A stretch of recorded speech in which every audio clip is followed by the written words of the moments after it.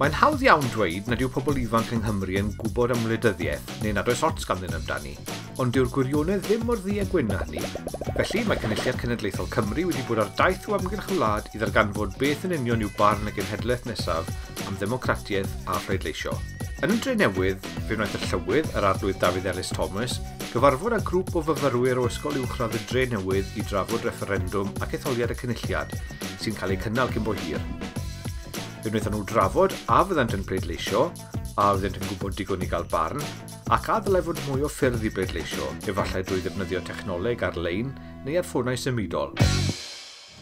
Voting is really important because it's our right to vote in what's going on in our country and how things are going to affect us, who we want to govern us. In some countries, like, they don't have democracy, they don't have that right, and some people in this country, they have the right, but they don't use it. I think it's extremely important to use the right to vote. Well, the things that, at the moment, more affect me more than anything. Obviously, because I'm hopefully going to university next year, all the policies on education and prices for university, and obviously the idea of coming out with thousands of pounds worth of debt at the end, and how that's going to affect, well, not only now, but the rest of my life. And yeah, that's the main thing that I've been sort of thinking about more. I asked about the differences between the Westminster Government and the National Assembly Government in Wales, but also questions that were asked were about the university fees, how voting affects young people, what could be done to make young people be more enticed to vote, and I think we've all got our answers, and I definitely feel a lot more knowledgeable on voting and how I would vote and the whole process of voting and how it differs from Westminster and from the national government. So I definitely feel that my questions have been answered and I feel a lot more knowledgeable now.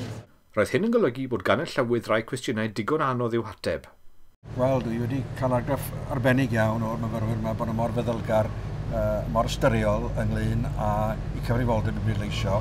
Ac mi ys i mor hyd dweud wrthyn nhw mod i'n meddwl bod nhw'n llawer mwy ystyriol falle na lot ohonon ni pleidleiswyr hun. A mae hwn yn dangos bod diddordeb mewn dinasyddiaeth a gwleidyddiaeth yn yr ystyr ehangan fyw ag yn iach ymhlith pobl ifanc. Aeth y daith yn ei flaen, ac ar ddiwrnod llwyd a gwlyb yn Aberdâr, roedd y tywydd ddim yn effeithio ar syniadau'r myfyrwyr.